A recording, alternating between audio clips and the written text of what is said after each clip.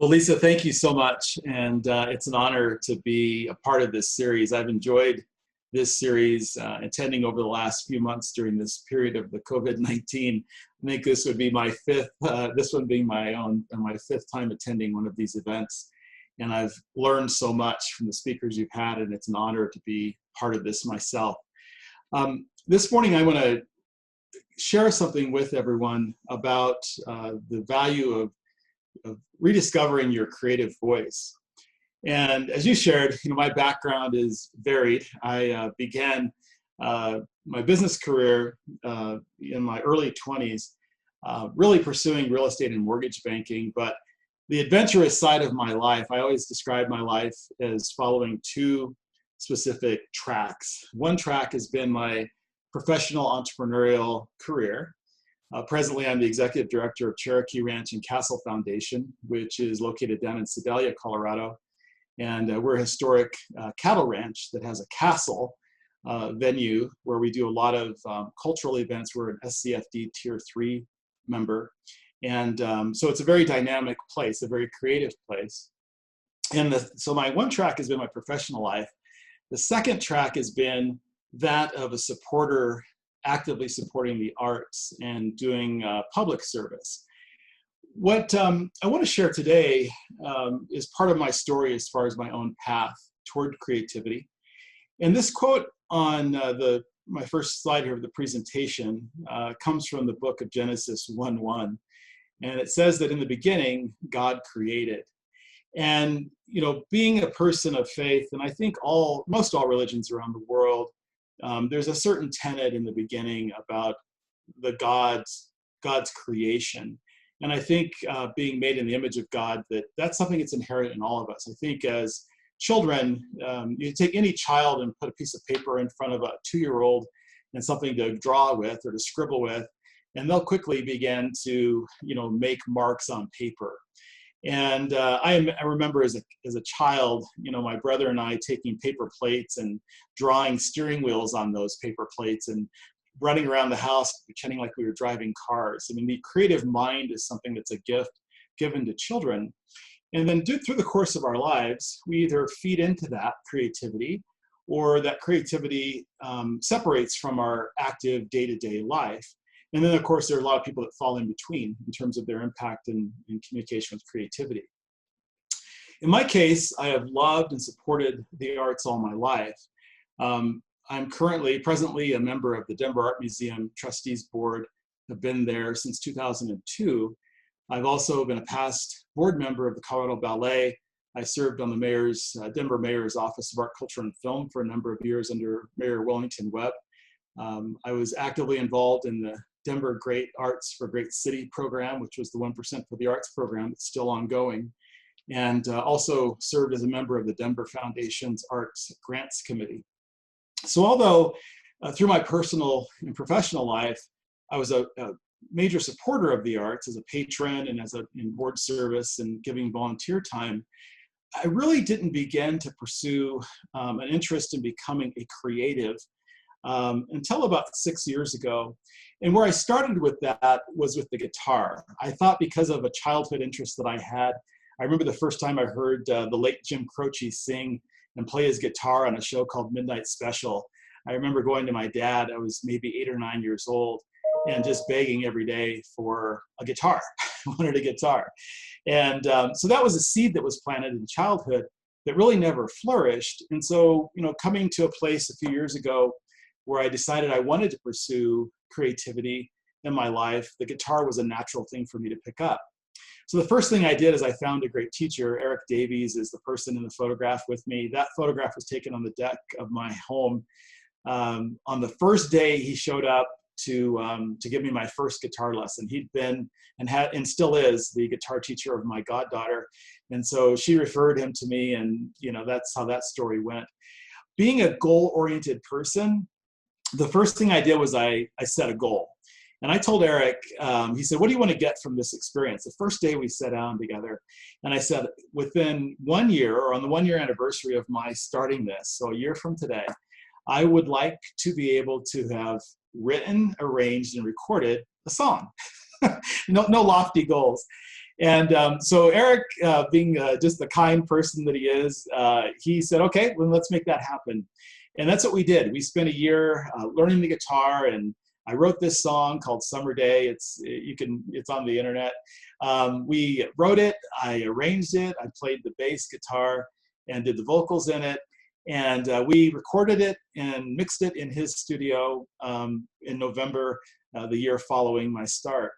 So what's interesting about that is, although I achieved my goal, I had not found my voice. I wasn't made to be a guitar player singer. I don't have a voice that would allow me to probably pursue that on any kind of a level that I think I would be actively doing that. And so although I still play the guitar, I still have a lot of guitars, I'm a collector at heart, it just wasn't really what I was meant to do. Lisa had mentioned that through my lifetime, I have been someone involved with horses. And I started jumping horses in my 20s and showing horses. And this particular horse that I'm going to show you a little bit of a video of me on is a horse named Missy Highbrow. She's a beautiful animal. She's a horse that I purchased about a year before this video was taken, and had a lot of problems with her. She just had a lot of, I call it PTSD. You know, horses are like any other thinking being, that events that happen to them in their lifetime leave scars. And she had a definite trigger problem that I had spent a little bit of time trying to solve. The important thing about this video is it was taken literally within 24 hours before an accident that changed my life. And as you can see in the video, she's going nice and smooth. Anybody that would have walked into the barn that night and witnessed us working together would not see anything that would lead to you to think that there was anything that was going to be problematic with this horse. It was a beautiful Saturday. It was in February on the 3rd in 2018. I just finished training my jumping horse, and then was doing very similar exercises with Missy in an outdoor arena, and decided to go for a trail ride with a friend of mine over in Cherry Creek State Park. And we had a beautiful ride out, and on the way back, she became spooked and threw me. It happened very suddenly. It happened without any warning at all. And the consequence of that was that I broke my neck. Now, when it happened, I didn't know I'd broken my neck. I lay there on the ground. I walked back to the barn because the horse had taken off for the barn. I drove myself to Parker Adventist Hospital, which ended up becoming a fortunate decision. I could have gone to the right and gone to Sky Ridge, or to the left and gone to Parker Adventist. And I went to Parker Adventist. Within a couple of hours, it was apparent after an X-ray, a CAT scan, an MRI, that something serious was going on. And I overheard the nurse mention to my wife that the surgeon was on his way down. And when I heard those words, I knew that something was seriously wrong. I had broken my neck. I had broken a facet on my C6, and was going to require a spinal fusion surgery the next morning. The doctor that I had met, the surgeon, Dr. Bradley Duhan, happened to be on duty. He's the chief of neurosurgery for the hospital, and happened to be on duty on that Saturday. And there was something in his presentation to me about my situation and showing me the scans that I didn't feel I needed a second opinion, although he offered that. And so I had to make this hard decision in a moment of time to go forward with the surgery. And in that moment, my life changed from that moment forward. And this photograph is really an important photograph, because this is the first day after about 9 weeks that I was allowed to leave my house after the surgery and the recovery. And I have a real spiritual connection to horses. I think horses are spiritual animals. And it was important for me, as soon as I could, to go out to the barn and to spend time re-engaging and bonding with this horse, and really letting her know that I was okay with what had happened. I understood why she did it. I understood the dynamics of what occurred. And my heart space was that I needed this horse to understand that we still had a relationship. And so this photograph was taken in that moment. I was told by Dr. Duhan that I was going to end up being basically sitting in a recliner chair and not allowed to leave my house or really do much in the way of any activity for about 8 weeks. I was talking to my mom on the phone the first day I got back from the hospital and explained this to her. And she said, you know, you're going to go crazy, because she knows me and I'm always active and in motion. And she said, I don't know how you're going to do it. And she said, you know, when you were a kid, you used to like to draw and paint. And so she said, why don't you start drawing? And so that was an idea that I thought was a good idea. When my wife got home that evening, I mentioned to her the conversation with my mom. She said, well, you know, you have all those paints that you bought, you know, a couple of years before. I was going to paint a little CD cover for this record or this song that I recorded that I never got to.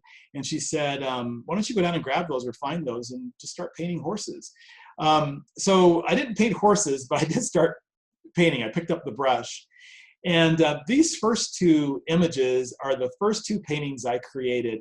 They're really small, little 4x4 canvas works that I did.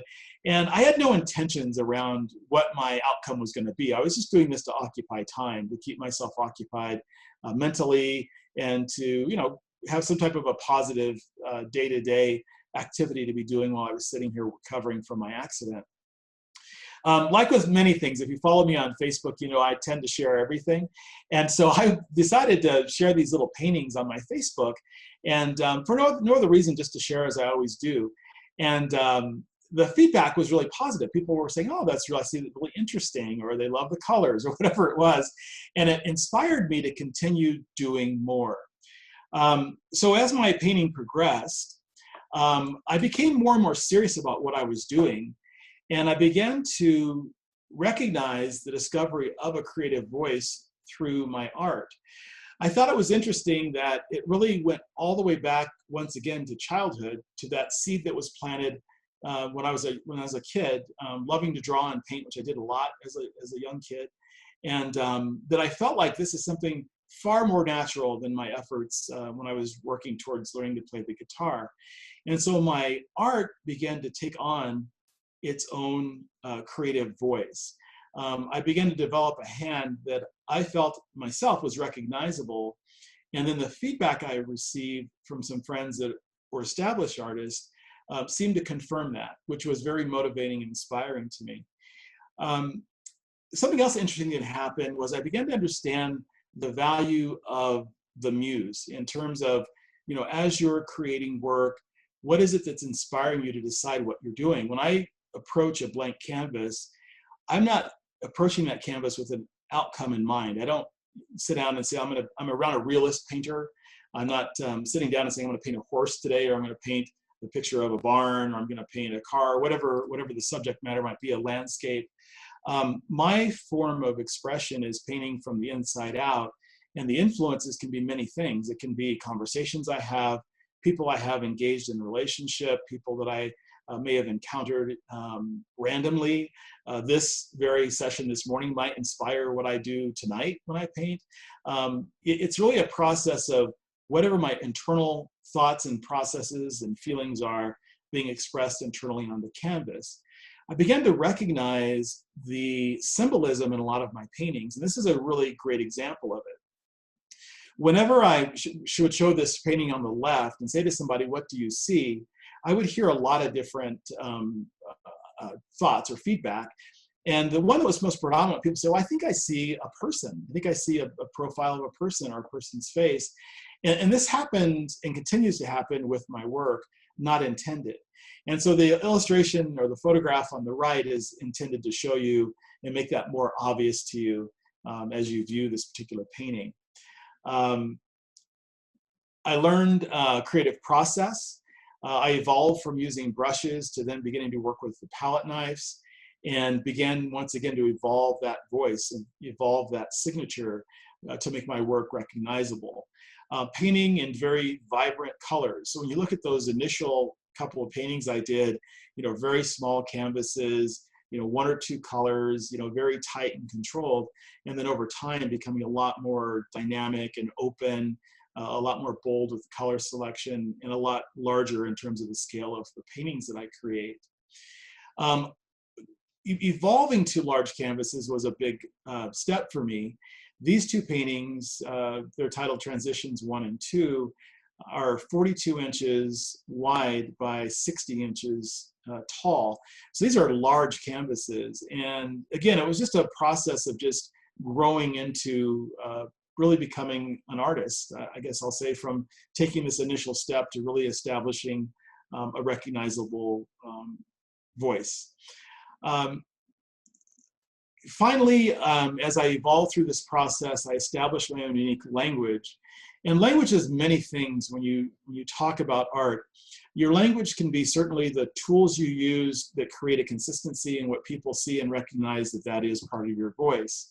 It can be the techniques that you use, and you create a vocabulary. The work that I do with palette knives is different than what I do with brushwork, but there's still a recognition that it's the same language. There are different expressions, different tools, different outcomes, but they all resolve themselves in a language that's very familiar.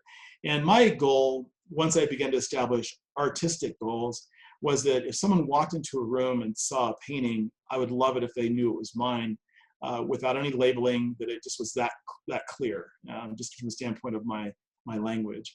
And establishing this unique language to express my inner life is the objective I have through my work. After about a year, almost exactly a year from the date I started painting, I hosted had my first show. I was invited to exhibit at an abstract art show in Parker at Deep Space Gallery. Resistant in the beginning to do it, because it really wasn't the reason that I began painting. The idea of sharing my work on Facebook through my social network of friends was a very different idea or experience than actually putting my work out there for people to come and actually see it. And then the idea of even feeling like my work was good enough to stand in a gallery amongst 5 or 6 other established artists in a major show like this was something that I just hadn't thought about doing, and really wasn't my intention. Ann Barheit, who was the curator of this particular show, talked me into doing it.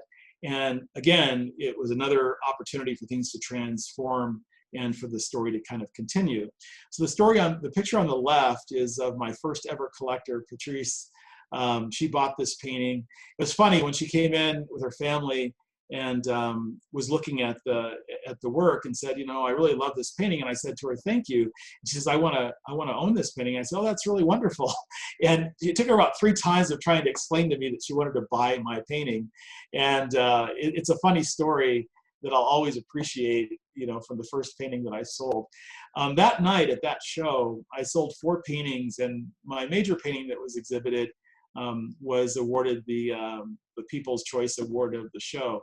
So it was really a great affirmation that I had discovered something that was really more natural to me than my attempt at playing music, and that was really meant to be, my path in terms of being a creative. So this is my family in the photograph on the right. And so it was just a really great night in celebration of the art. My creativity brought me full circle. And what I mean by this is there are these seeds I mentioned earlier that were planted in my youth. The one was the interest in guitars. The second one being that I loved to draw and I loved to paint as a child. The picture on the left is of the Parker Acoustic Society. They do their weekly jams at the Deep Space Gallery. And it was just kind of a neat experience to walk in there one evening and see them all sitting amongst my paintings playing their guitars, which I just really connected with, obviously, both the art, but also the idea that these guys were accomplished guitar players doing what they loved in the midst of my artwork. The picture on the right is really somewhat profound. The gentleman in the middle holding the piece of paper with the baseball cap on is Denver artist Bob Ragland, and he's an institution in the arts community. Most everyone knows who he is. I think he's 82 or 83 years old, and he's been around a long time. When I was a little kid, and I'm talking when I was maybe 11, 12 years old, I used to, every day that he was on television, he was on PBS, he had a show where he showed you how to draw and paint. And I used to mimic him all the time in my drawing. And it really was the thing that caused my mom to really want to help support me in my interest in drawing and art. And so this photograph was taken at the Veterans Arts Council Gallery in the Denver Art District down on Santa Fe. And we have this show called Sunday Art Brunch.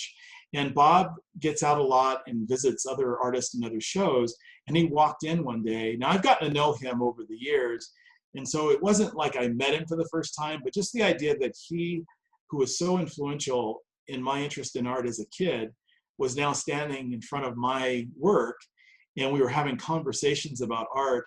And all the other artists that were in the gallery at the time began to gather around, which are the other individuals in the photograph. It was just an incredible experience. It was very rewarding. And I want to kind of put a little bit of a marker on that because I want to talk about this a little bit later as we go forward to helping you understand how to explore and discover your creative voice, some of the things that can happen that really will reward your life as an example of that. The other idea of how we've come full circle is this photograph, which was taken about 2 weeks ago.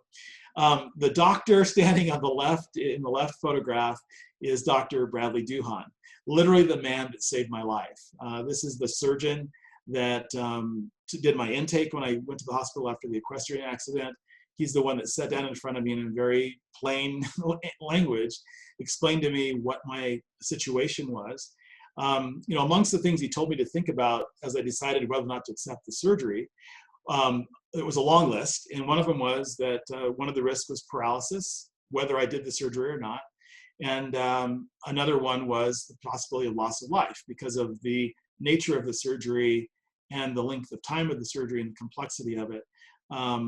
And so, you know, being able to have confidence in what he was saying to me and making the decision to go forward without a second opinion, I really looked to Dr. Duhan and say, literally, this is the person that saved my life.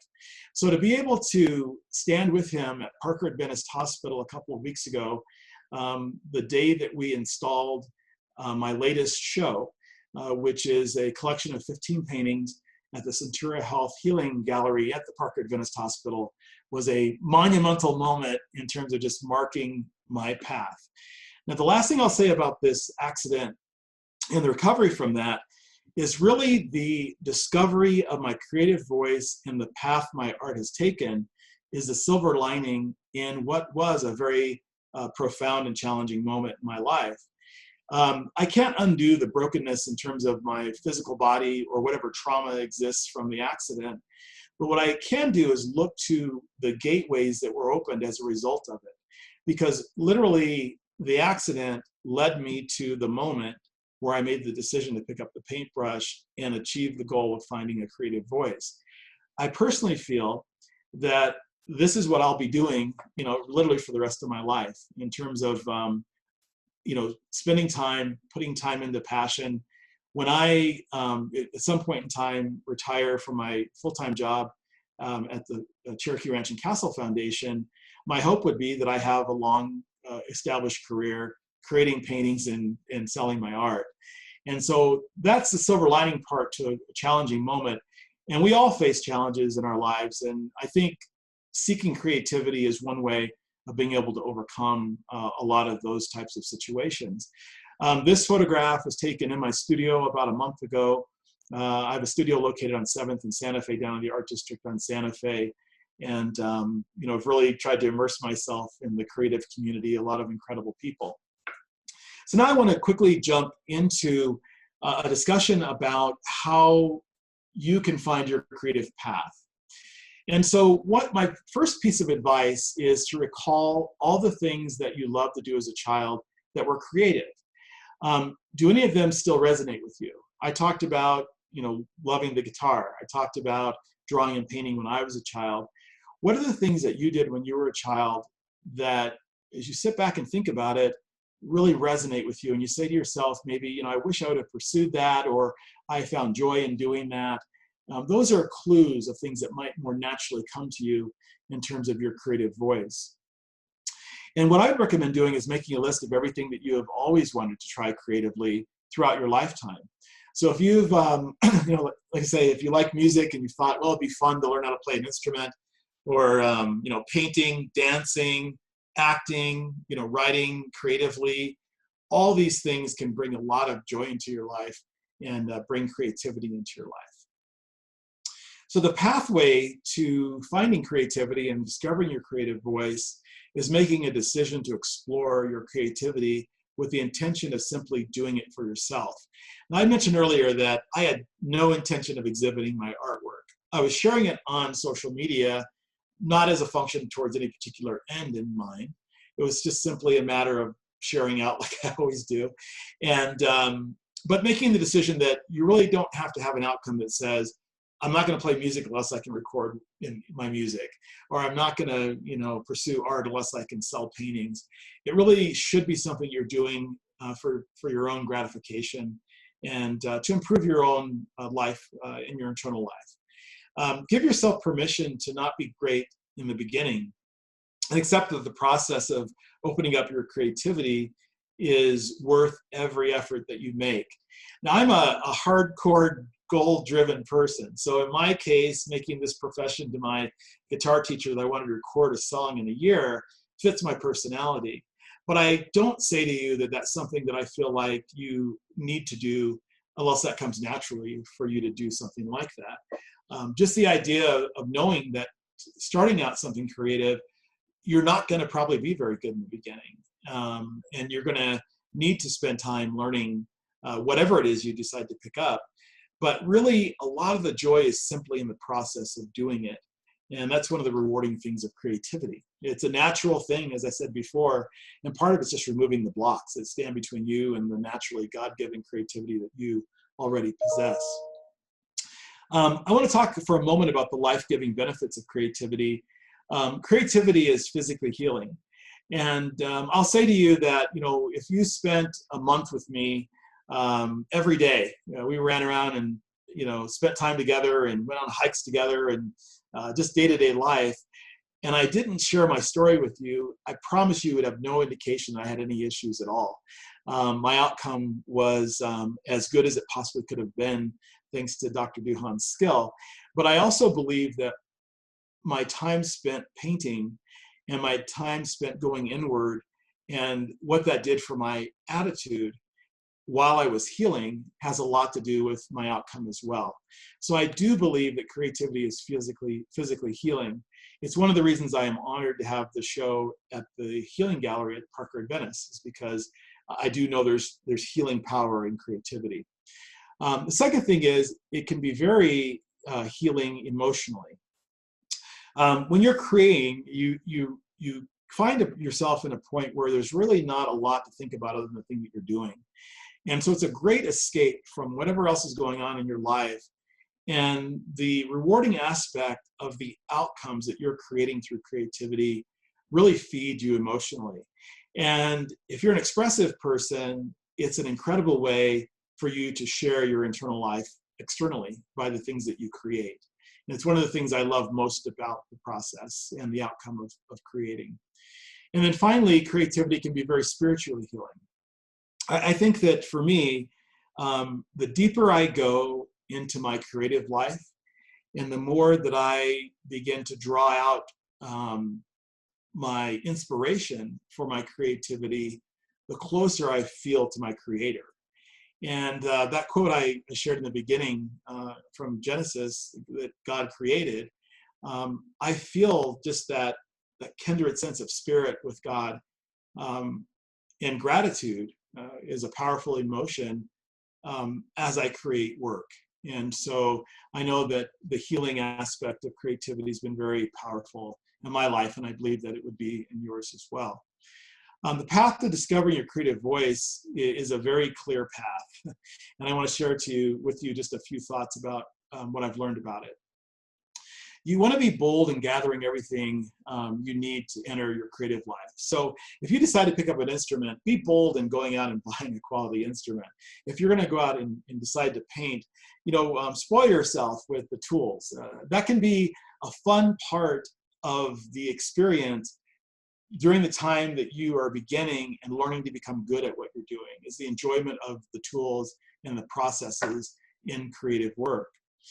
Give yourself to the creative process. And what I mean by that is just simply, like I'm saying before, let go of the idea that it needs to be perfect when you first begin, and just give yourself to the process of it. Learning how to learn notes, or how to place your fingers on the frets of a guitar, or how to pick up a paintbrush and hold it properly, or how to mix colors. All these things are process, but those are the things that will give you joy as you're on your path to learning how to become good at what you're doing. Share your journey with people who support you. This one's really important. You know, there are people in your life, in all of our lives, that are your, I call them dream stokers, right? The people that no matter what you do, they're going to support you and give you encouragement. There are also people in our lives that we maybe love just as much, but they're more given to the idea of pointing out the roadblocks to you or the consequences if things don't work out. That group of people, you should embrace those friends of yours like that, but they're probably not the people you want to share this newfound desire to explore your creative life. The people that you want to draw into your creativity are the people who are going to stoke those dreams. The people are going to look at your work or hear about what you're doing and be supportive, because it's easy to talk yourself out of creativity if you're not a creative and you're trying to explore this for the very first time. And then, as I said before, and I say it again because I really feel like it's important, is that you begin a creative process without an end in mind. You know, don't sit down and say, well, I'm not going to pursue it if I can't be great at it. The truth is there's potential in your natural gift of creativity, and you don't know if you're going to be great at it or not. And most that have become great at any form of creativity were in the exact same place that you had been in that moment and not really knowing. I want to share with you a few resources in closing that have been really helpful to me, and I think they'll help you as well. The first one is The Artist Way. It's a book study that was written on a spiritual path to higher creativity by Julia Cameron. A lot of new artists and established artists have entered into the Creative Way study. It is something that's very challenging because there's a lot of work involved in it. It really is a workbook, but it really will help you to discover your creative path. And if you're an established creative that feels blocked, like let's say maybe years ago you used to paint and you stopped doing that and you're having a hard time getting back to it. And that's the story for a lot of creatives. The Artist Way will help you unpack what has happened to create those blocks and help you to break through those barriers. So that's one I'd recommend. The other one is Manage Your Day-to-Day, and it's building your routine and finding your focus and sharpening your creative mind. And it's another great book by Jocelyn Glee. Still Like an Artist is 10 Things Nobody Told You About Being Creative. And it really talks a lot about the idea that artists are constantly borrowing from others. You know, some really great advice I was given a year or so ago was to learn whose shoulders you're standing on. And I think it's great advice. And if you look at the path of creativity in any form, whether it's, you know, painting, music, dance, creative writing, there's always references to artists that have come before. And so the idea that you seek inspiration in your life, but you also seek inspiration from those who have done what you seek to do, is really great advice. And then finally, there's a wonderful Netflix series called Abstract: The Art of Design. And that documentary series explores creativity through a number of different channels: painters, illustrators, architects, people involved in choreography and film. And it's a very inspirational story, or series of stories that are done in many documentary form that are available on Netflix, but also the full episodes are available on YouTube, which is an interesting thing and easy to access. So making the connection, I'm very active on social media. My website, Facebook and Instagram are all there. James Holmes Studio. I do host studio tours. If anyone would be interested in coming to the studio, I always am interested in welcoming people to come down, and I love talking about art. Even in this COVID environment, we can, you know, practice good social distancing and put on some creative masks and have conversations and look at art. So, Lisa, thank you so much for this opportunity, and I hope that this opened the minds of many in terms of interesting discovering your creative voice. Thank you so much, James. And as we said in the previous day, I think you are a very inspiring person, and we want to give voice to our community, and you are the perfect example for that. I personally really love it. Guys, in the meantime, if you move your mouse toward the bottom, there is the Q&A icon. If you have any question for James, just write them there. And so, no, I think this was very inspiring. And we are recording the event. So tomorrow or tonight, you're going to get a recap email with all James' contacts if you didn't write them down. And also we can also include the address of your gallery. So if anyone want to go to Santa Fe, visit James, just send him a message and coordinate. And I'm sure we're gonna do something about that with AIG as well. So forward to that. we're gonna follow up on that.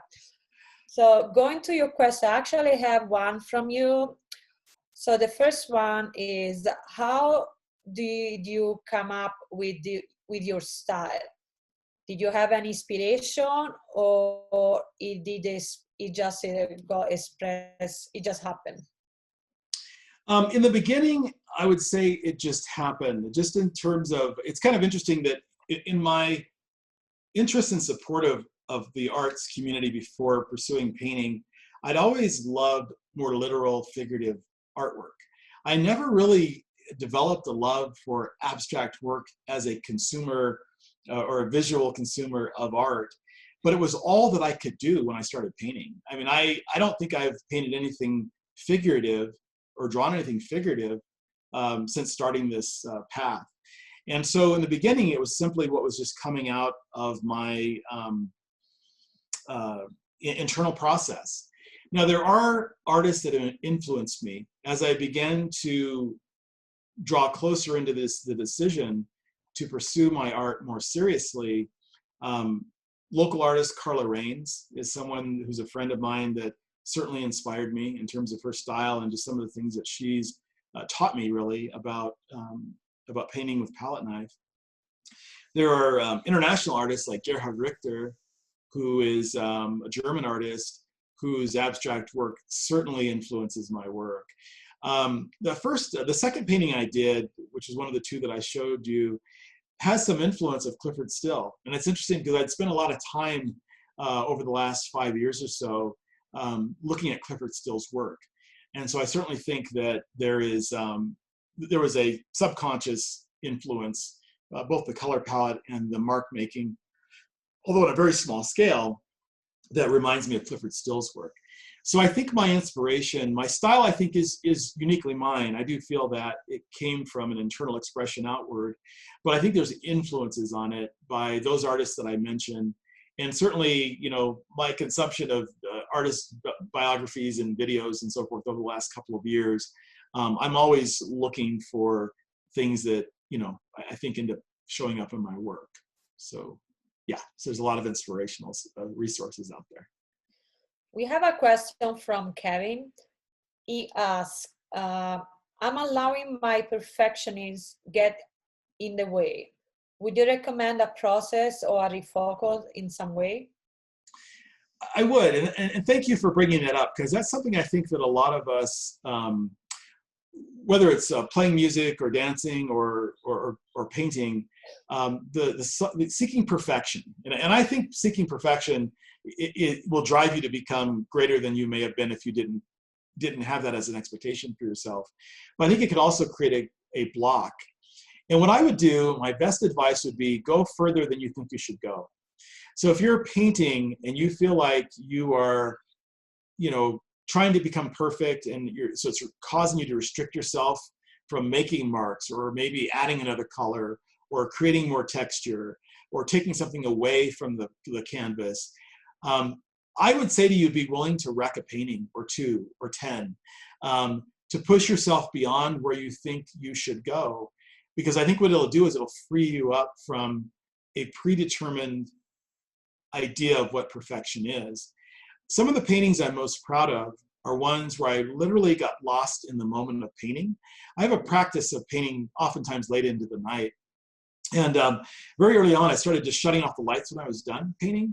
And I do something I call meeting the painting in the morning. So I'll, you know, come downstairs after a late night of painting and look at the painting really for the first time. Because in the act of creating the work, I like to let myself go in the work. So I'm not overthinking and being analytical about it, but just really letting inspiration drive. So my advice would be, if you find yourself constrained by overthinking work to try to make it perfect, is to be willing to wreck those works and to give yourself to the process. And I think you'll be amazed at how much more freely your creativity will flow. And you may find the work to be completely different than you intended it to be, but it also might be a lot more just satisfying at the end. So I think that's a great advice, and it resonates with myself too, because of course, when you have to do work for other people, it's always easy. When it comes to yourself, it's like, oh my God, this has to be perfect. You never start. yes. I mean, to me, it's about starting, and that's the first step. That's right. So we have another question from Liv. She said, what is one of the best or most worthwhile investment you have ever made? Could be an investment of money, time, energy, etc. Wow, that is a great question. And I would say to you, the greatest investment I ever made was giving myself permission through my lifetime to pursue my passions. Anybody that knows me knows that whether it was when I was, actively jumping, I still have horses, and horses are still very much an important part of my life. But there was a period of time when I was pursuing show jumping. And there was a period of time in my life where I was actively involved in motor racing, driving. I drove in the American IndyCar Series in 1991. I've always given myself fully to whatever it is that I'm passionate about. So in some ways, it's investing in yourself. But I think to make it more proactive, I'd say invest in what you're interested in and really go for it. I mean, really allow yourself to be unreasonable about your pursuit of something you care about, or something you want to learn about, or something you love. And I think that that's the greatest investment you can make in yourself in terms of ROI on your life, is investing in your passions. I think that's a great advice. And it's about like going out of the box, and that's Yes, where the magic happens, right? that's right. That's exactly right. So we have another question. Do you journal at all? I do. I'm looking, my journal's upstairs right now. I do journal. And, I have a daughter, I'm older of my two daughters, who I think she probably has 30 journals. I am so envious of her to be able to look back over essentially her life to her teens and be able to really, explore and navigate her process whenever she chooses to do that. I'm not that good at it. I have a lot of journals around that I've started, and I'm a few pages in, and then I get busy or distracted and I don't stay tasked to it.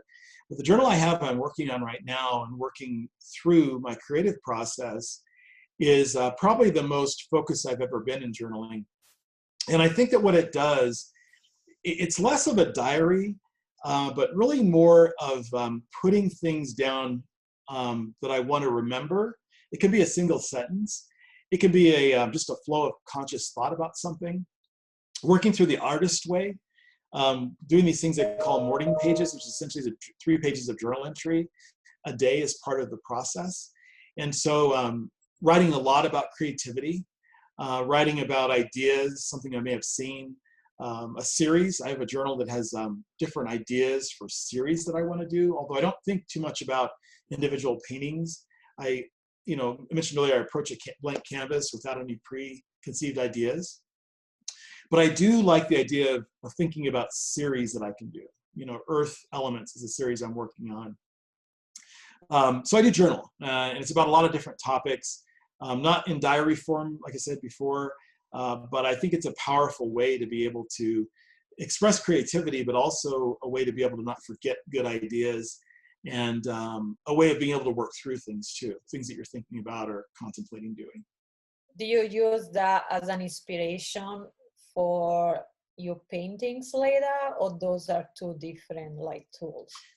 Yeah, they're two different things for me. So the only way that my journaling would influence my painting is to go back and say, oh yeah, I wanted to do this Earth Elements series, and I remember I made a note about something, a color palette or something like that. But as far as utilizing the journal to then translate to a painting, I've not gotten there yet. But I'm pretty young in my path. You know, I've only been doing this since basically March of 2018. So if we're talking 10 years from now, you know, I might say something different than I am today. But as of right now, the journaling is not influencing my actual paintings. Now, it's very impressive that in only 2 years you have done so many things. Some artists takes like years, and starting like at an older age, and now when you were like super young and do so many like show and have your painting here and there, I think it's very rewarding. You should be proud of yourself. Thank you. Thank you. It has been rewarding. Thank you. So one question for you, considering you have been so new in the abstract painting, if you have no limits of time, project, money, etc., what would be your dream project to do in the future? Yeah, I would like to do a series of large scale paintings, and I'm saying, you know, 7 by 8 foot. I want to really attack a massive series of canvases, and I would like to do an exhibit of these works, maybe 14 or 18 pieces. So really like visually impacting body of work. And I'd like to display these works in a place that also has a auditorium. And I would like to host an event where I can invite people to come and explore these works, and then to come and gather together in that auditorium and sit down and have a conversation about creativity and have a conversation about the influence of these works. I love sharing my story because I feel like, you know, there was a moment where I had a decision to make. I made a decision, and then I chose in that moment, through the influence of my mom, really, who I lost, she passed away in January, to look for the positive. And in the process of pursuing creativity, helped me heal my body. It caused me to not have regret about the accident. And it opened up a whole new channel in my life. We wouldn't be sitting here today without that accident, right? So I want to be able to share that with people as a way of inspiring them around the power of creativity. And I want the work to be so large, so deep, so broad, that it's just so apparent that what I say is true. I really like your positive energy since the first time I talked to you a few weeks ago. And I think you're a great example of how to turn around something that is negative, like the accident. I mean, many people would have said, okay, stop horse riding, I'm done, I hate that horse. And instead, you are an example about forgiveness and how that accident became something positive in your life and change your path. And we are talking today, which probably was not going to be possible if that didn't happen. That's right. And I hope this episode of our Morning Brew series can be an inspiration for many people that are like listening right now. And I ask you that last question because I always say, if you have a wish, put it out loud and bold in the universe. Yes. And I really hope that is going to become reality for you in the future. And if that happens, I want an invitation from you. I promise you, I'll send it to you. It'll be on the list. Okay, we have a deal. So anyway, it's 8:50. So there were like few questions. I want to thank you again for this morning. Yes. And thank everyone for participating. We're going to send a recap email with all James' info and the Santa Fe gallery. So if you want to go to meet him in person, just contact him directly. And we are gonna see you guys on August 20 for our next event. And in the meantime, I wish you all a great day, and I hope we inspire you with James' story. And thank you again, James. Thank you.